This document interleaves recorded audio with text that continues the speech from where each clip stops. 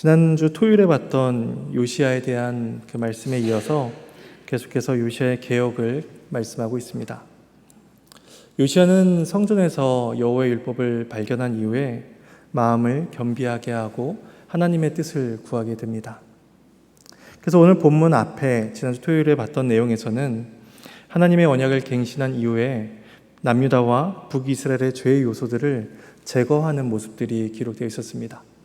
그리고 이어진 오늘 본문에서는 이제 언약책의 말씀에 따라서 유월절을 준수하는 모습이 나타납니다.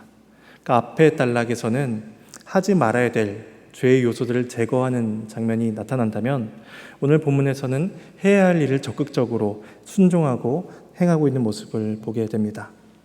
그래서 21절에서 23절은 요시야의 유월절 준수를 말씀하고 있는데 우리 함께 말씀을 봉독해 보도록 하겠습니다. 함께 읽겠습니다. 왕이 뭇 백성에게 명령하여 이르되 이 언약책에 기록된 대로 너희의 하나님 여호와를 위하여 유월절을 지키라 하매 사사가 이스라엘을 다스리던 시대부터 이스라엘 여러 왕의 시대와 유다 여러 왕의 시대에 이렇게 유월절을 지킨 일이 없었더니 요시야 왕 18째 해에 예루살렘에서 여호와 앞에 이 유월절을 지켰더라. 하나님을 예배하는 것은 말씀에 기록된 대로 행할 때에만 가능합니다.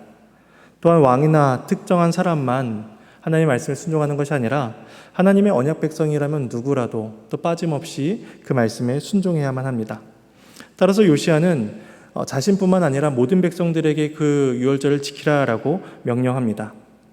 신명기 16장에 의하면 하나님께서는 애굽에서 구원받은 것을 그들이 이스라엘 백성들이 상기하기 위해서 매년 예루살렘에 모여서 유월절을 지키라라고 명하셨는데 이제야 요시야가 그 율법대로 이제 철저하게 그것을 지키고 있는 것입니다. 그래서 이에 대한 평가를 22절에서 하고 있는데 22절에서 사사 시대부터 이스라엘 왕정 시대에 이르기까지 이번 유월절과 또 왕부터 모든 백성이 이르기까지 철저하고 온전하게 지킨 사례가 없었다라고 그 유월절의 평가를 하고 있습니다. 그러니까 사사 시대부터 이 요시야가 이르기까지, 그러니까 거의 남유다가 멸망할 그때까지 유월절을 지킨 일이 없었다라는 것은 이스라엘의 역사가 말씀대로 살지 못한 역사임을 보여주고 있습니다.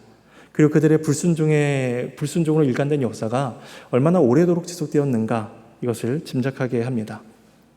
열왕기에서는 유월절과 관련된 이 말씀을 그냥 세 절로 짤막하게 요약하고 있는데 반면에 역대하 35장에서는 19절에 걸쳐서 이 유월절과 관련된 말씀을 기록하고 있습니다. 역대하에 의하면 왕과 제사장 또 레위인들 그리고 온 유다와 이스라엘 무리가 무수한 예물을 가지고 주 앞에 참여했다라고 말씀하고 있습니다. 율법의 규례에 따라서 철저하고 엄격하게 지켜졌다는 면에서 하나님 보시기에 합당한, 하나님 보시기에 기뻐하시는 유월절이 된 것입니다. 물론 요시야의 그 조부인 히스기야도 유월절을 지키긴 했습니다. 그래서 역대하 30장에 히스기야가 유월절을 지킨 장면이 기록되어 있는데 히스기야의 경우에는 그 유월절이 그 각 해 첫 달에 지키도록 하나님께서 명하셨는데 히스기야의 경우에는 둘째 달 첫날에 이 유월절을 지키게 됩니다.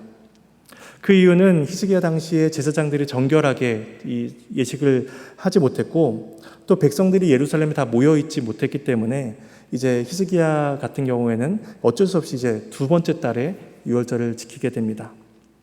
어쨌든 이제 요시야만큼 이 율법의 모든 규례를 지킨 왕은 없었다라고 말씀하고 있습니다. 그리고 24절과 25절에서는 요시야가 유월절뿐만 아니라 기록된 율법대로 모든 것을 순종하려고 애썼다라는 사실을 보여주고 있습니다. 우리 두 절 말씀을 함께 봉독하겠습니다. 요시야가 또 유다 땅과 예루살렘에 보이는 신접한 자와 점쟁이와 드라빔과 우상과 모든 가증한 것을 다 제거하였으니 이는 대제사장 힐기야가 여호와의 성전에서 발견한 책에 기록된 율법의 말씀을 이루려 함이라. 요시야와 같이 마음을 다하며 뜻을 다하며 힘을 다하여 모세의 모든 율법을 따라 여호와께로 돌이킨 왕은 요시야 전에도 없었고 후에도 그와 같은 자가 없었더라. 이제 요시야는 사람들의 백성들의 삶에 깊숙하게 스며들어 있는 영적인 방해물들을 제거하고자 합니다. 그게 이제 신접한 자, 점쟁이, 드라빔들 같은 것들이죠. 이런 것들은 사람들이 일상생활에서 쉽게 조언을 구하고 자기들의 미래를 이렇게 조정하거나 미래에 대한 확답을 얻기 위해서 쉽게 찾아갈 수 있는 대상들이었습니다. 그러니까 말씀을 상고하고 기도하면서 하나님의 뜻을 구하는 그러한 시간을 얻는 것이 아니라 언제든지 자신이 원하는 바를 얻기 위해서 나아갈 수 있고 그런 대상들을 찾았던 것입니다. 그렇게 자신들이 원하는 치성을 드리고 답을 받아내는 종교, 이것이 그 사람들이 원했던 종교입니다. 그래서 요시아는 잘못된 모든 행태들을 몰아내고 백성들이 하나님의 말씀 앞으로 말씀대로 살아갈 수 있도록 계속해서 노력합니다. 그러기 위해서 요시아가 붙든 것이 있는데 그것이 바로 하나님의 말씀, 율법입니다. 그래서 24절과 25절에 이 사실을 두 번이나 강조하고 있죠. 24절에서는 여호와의 성전에서 발견한 책에 기록된 율법의 말씀을 이루려 합니다 라고 말씀하고 있고, 25절에서는 마음과 뜻과 힘을 다하여서 모세의 모든 율법을 따라 행했다 라고 말씀하고 있습니다. 그러니까 두 번이나 이제 그 요시아가 얼마나 하나님의 율법을 따라서 행하려고 했는지를 강조하고 있는 것이죠. 이 요시아는 하나님의 말씀을 통해서 하나님의 뜻을 확인한 이후에 마음과 뜻과 힘을 다하여서 율법에 순종합니다. 신명기 6장 5절에서는 이렇게 말씀합니다. 너는 마음을 다하고 뜻을 다하고 힘을 다하여 내 하나님 여호와를 사랑하라. 이 말씀과 연결해서 볼 때 요시아의 그 율법에 순종하는 모습은 하나님을 향한 그 사랑에서 비롯되는 것이었습니다. 하나님을 향한 그 마음과 뜻과 힘을 다하는 사랑에서 그 율법에 대한 순종이 나타났던 것이죠. 하나님을 사랑했기 때문에 유월절을 지키고 하나님을 사랑했기 때문에 자신들의 삶에 퍼져 있는 그런 불경한 것들을 모두 버릴 수가 있었던 것입니다. 성경은 이런 요시아의 태도를 가리켜서 돌이킴, 돌아섬, 회심이라고 표현합니다. 그래서 25절에 보시면 모든 율법을 따라 여호와께로 돌이킨 왕이다 라고 이게 말씀하고 있는 것이죠. 과거의 요시아는 하나님의 뜻을 알지 못하는 사람이었습니다. 근데 이제 하나님의 뜻을 깨닫고 그 뜻대로 살고자 하는 그 삶의 회심점, 이제 변화가 일어나게 된 거죠. 요시아는 자신의 삶이 말씀으로 변화했다는 것을 알고 있기 때문에 백성들도 말씀으로 변화되기를 원합니다. 말씀 앞으로 나아가게 하는 것이죠. 그래서 그러한 방법이 신접한 자와 점쟁이들, 사람들이 쉽게 찾아갈 수 있는 그것들을 없애는 것이었습니다. 이제 백성들은 신접한 자, 그런 사람들의 방해를 받지 않고 유혹을 받지 않고 오직 하나님의 선자들을 통해서 이렇게 즉각적으로 말씀을 듣는 그런 환경이 조성되게 됩니다. 그런데 이런 요시아의 순종과는 별개로 유다에 대한 하나님의 심판의 계획은 변함이 없으셨습니다. 그게 이제 26절과 27절 말씀입니다. 함께 봉독하겠습니다. 그러나 여호와께서 유다를 향하여 내리신 그 크게 타오르는 진노를 돌이키지 아니하셨으니 이는 므낫세가 여호와를 경노하게 한 그 모든 경노 때문이라. 여호와께서 이르시되 내가 이스라엘을 물리친 것 같이 유다도 내 앞에서 물리치며 내가 택한 이 성 예루살렘과 내 이름을 거기에 두리라 한 이 성전을 버리리라 하셨더라. 므낫세의 범죄와 그 길을 따라간 그 이후 후대의 모든 왕들, 그리고 백성들의 고질적인 죄악으로 인해서 하나님의 심판은 유다에 임할 것이다 라고 확증적으로 말씀하십니다. 근데 이것은 앞서 22장, 열왕기하 22장 15절에서 여선자인 훌다를 통해서 이미 말씀하셨던 내용입니다. 유다에 대한 심판은 확실히 임할 것이며 그나마 요시아는 마음을 겸비하고 통곡했기 때문에 요시아의 시대에는 이 재앙을 내리지 않을 것이다 라고 말씀하고 있는 것이죠. 우리 이러한 요시아의 모습, 그러니까 하나님의 심판이 이스라엘에 임한다라는 사실을 알면서도 불구하고 하나님 앞에 순종했던 이 요시아의 모습은 구약의 모세의 모습과 우리는 비교해 볼 수가 있습니다. 모세는 자신이 약속의 땅을 들어가지 못한다는 것을 알고 있었습니다. 그럼에도 모세는 광야에서 이스라엘 백성들이 최대한으로 죄에서 떠나서 하나님을 섬길 수 있도록 애를 씁니다. 그리고 모세는 가나안 땅을 바라보기만 하고 이제 들어가지 못하게 되죠.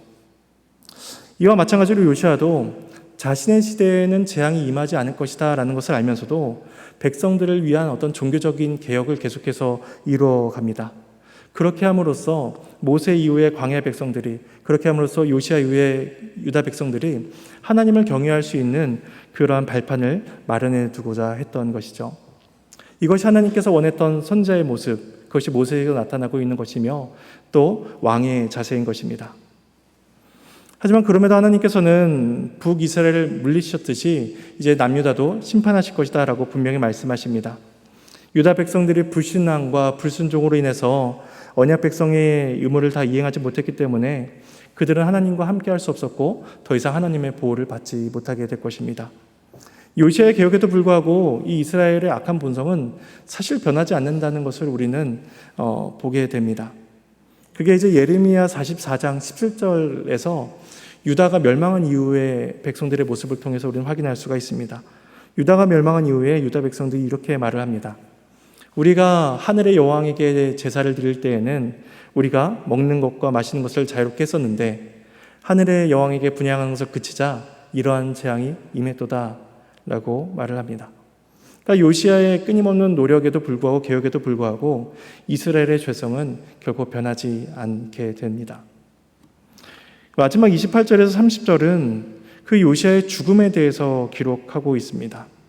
함께 마지막 말씀을 봉독하겠습니다.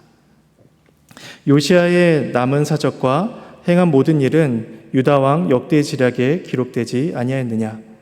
요시야 당신의 애굽의 왕 바로느고가 아수르 왕을 치고자 하여 유브라데 강으로 올라가므로 요시야 왕이 맞서 나갔더니 애굽 왕이 요시야를 무깃도에서 만났을 때에 죽인지라. 신복들이 그의 시체를 병거에 싣고 무깃도에서 예루살렘으로 돌아와 그의 무덤에 장사하니 백성들이 요시야의 아들 여호아스를 데려다가 그에게 기름을 붓고 그의 아버지를 대신하여 왕으로 삼았더라. BC 612년경에 바벨론 군대가 아수르의 니느웨를 이제 점령하게 됩니다. 그래서 아수르는 자신들의 수도인 니느웨를 버려두고 쫓겨나서 이제 아마 하란 정도로 이동을 해서 쫓겨나서 하란에서 아수르 나라의 명맥을 유지했던 것으로 보입니다. 이에 애굽의 남쪽에 있던 애굽의 바로느고가 이제 올라가서 그 아수르 패잔병들과 함께 힘을 모아서 다시 이제 니느웨를 다시 빼앗아 오려고 이제 하게 됩니다.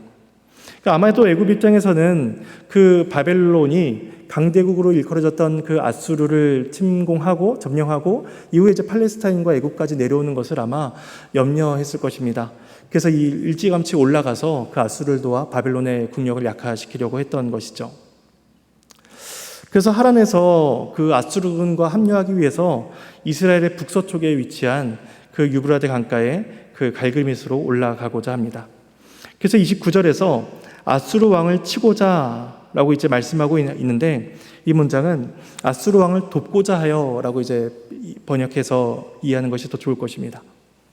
그래서 요시아가 그 갈그미스의 중간 경유지인 그 무깃도로 가서 이 바로느고 2세를 막아섭니다. 역대하 35장에 의하면 이 바로느고가 요시아에게 내가 너희들과 싸우려는 것이 아니라 이제 바벨론을 이제 싸우러 가는 것이다 라고 하면서 요시아에게 돌아갈 것을 권하는 장면이 나옵니다. 근데 굳이 요시아는 변장까지 해서 그 전투에 임하게 됩니다. 그리고 거기서 이제 병사가 쏜 화살에 맞아 죽게 되죠. 요시아가 왜 굳이 바로느고의 진군을 막았는지는 성경은 말씀하고 있지 않습니다. 다만 추측해 볼 수 있는 것은 그 요시아가 그 팔레스타인 지역에 계속해서 영향력을 행사해왔던 그 아수르를 돕는 것이 아마 마땅치 않았을 것입니다. 그리고 애굽의 영향력이 커지는 것도 마땅치 않았던 것이죠. 아마도 요시야 또한 이게 정치적인 그런 생각으로 바로느고를 막아서고자 했을 것입니다. 근데 요시야의 이런 삶과 죽음을 볼 때 요시야는 하나님의 말씀을 접하게 된 이후에 하나님의 말씀으로 돌이킨 이후에 인생을 철저한 개혁으로 살아갔고 그럼에도 불구하고 이제 비참하고 굉장히 허무하게 죽고 맙니다. 이러한 요시야의 죽음이 여호와의 말씀대로 살려고 애쓰고 노력한 사람의 최후라고 해도 되는 것일까? 라고 싶을 정도로 요시야의 죽음은 굉장히 예상치 못한 죽음이며 굉장히 허무한 죽음입니다. 그런데 22장 20절에서 훌다가 예언을 할 때 이렇게 예언을 합니다. 요시야에 대한 예언을 하기를 보라 내가 너로 너희 조상들에게 돌아가서 평안히 묘실로 들어가게 하리니 내가 이곳에 내리는 모든 재앙을 내 눈이 보지 못하리라 말씀하셨습니다. 그러니까 요시야에게는 말씀하시기를 유다에는 재앙이 임할 것인데 너는 평안히 돌아갈 것이다. 너는 평안히 죽을 것이다 라고 말씀하셨던 것이죠. 그렇다면 어떻게 요시야의 죽음이 평안한 죽음이다 라고 우리는 말을 할 수가 있는 것일까요? 우리는 이것을 요시야 이후의 왕들을 비교해 보면 됩니다. 요시야 이후에 여호아스, 여호야김, 여호와김, 시드기야 이 사람들이 처한 현실과 죽음을 생각해 본다면 오히려 요시야의 죽음은 오히려 위로와 평안이었다라고 말을 할 수가 있는 것이죠. 이 이후의 모든 아들들, 이 모든 왕들은 다 애굽에 끌려가거나 바빌론에 끌려갑니다. 유다의 멸망을 목도한 왕도 있고 비참한 죽음을 맞이한 자들도 있습니다. 그러니까 그런 점에서 요시아는 유다가 멸망하는 것을 보지 않았습니다. 유다가 공격당하는 것을 보지 않았고 백성들의 고통과 슬픔을 목도하지 않고 죽게 됩니다. 우리는 요시아가 조금 더 생존했다면 유다의 개혁이 조금 더 철저하지 않았을까? 더 많이 일어나지 않았을까라고 그런 아쉬움도 가질 수 있지만 하나님께서는 이러한 바로느고와의 사건을 통해서 요시아에게 죽음이라는 평안을 주고 계십니다. 그러니까 유다의 최후를 보지 않고 죽은 것이 오히려 축복이다라고 할 만큼 유다에게는 이제 참혹한 심판이 기다리고 있는 것이죠. 이처럼 하나님께서는 우리가 이해할 수 없는 방식으로 우리를 다스려 가십니다.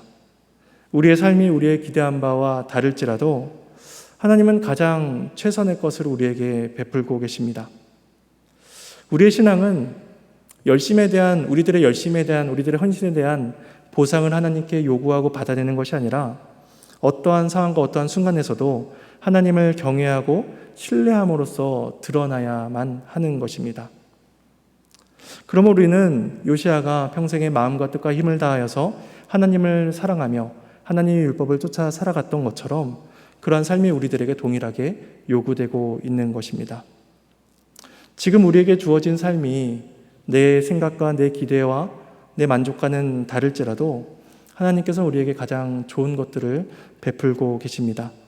지금 우리에게 주어진 삶이 하나님께서 우리에게 주신 최고의 은혜임을 우리는 기억하고 감사해야 할 것입니다.